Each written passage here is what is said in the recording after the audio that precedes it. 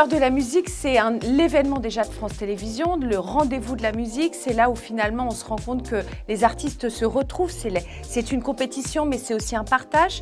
Et c'est vrai que c'est un des vrais tournants dans la carrière d'un artiste, on s'en rend compte. Angèle a démarré chez nous sur France Télévisions et s'est retrouvée aux Victoires de la musique. Barbara Pravi, deuxième de l'Eurovision, a une Victoire de la musique l'année dernière. Je crois que c'est le rendez-vous des artistes et surtout c'est la confirmation du public que les artistes font une grande carrière.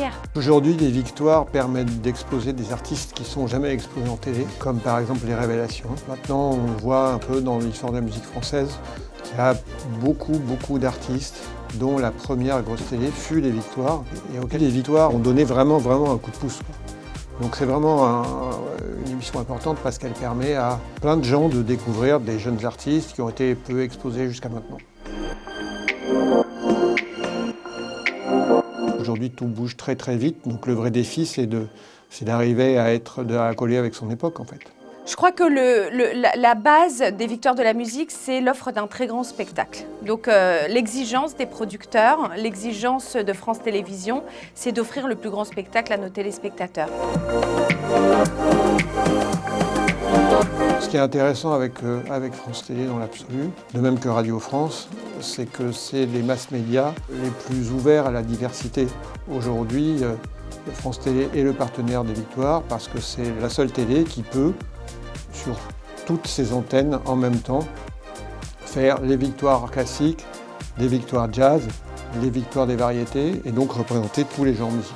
France Télévisions, c'est la maison des artistes, la maison de la musique. C'est plus de 2000 heures de programmes et de musique sur nos antennes.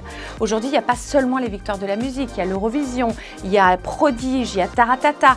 Et France Télévisions, je peux le dire, est incubateur de talents. Ils sont nés sur France Télévisions, on les accompagne sur toutes nos antennes. Et je crois qu'aujourd'hui, le rôle du service public, c'est justement de créer, d'accompagner nos artistes pour nos prochaines générations.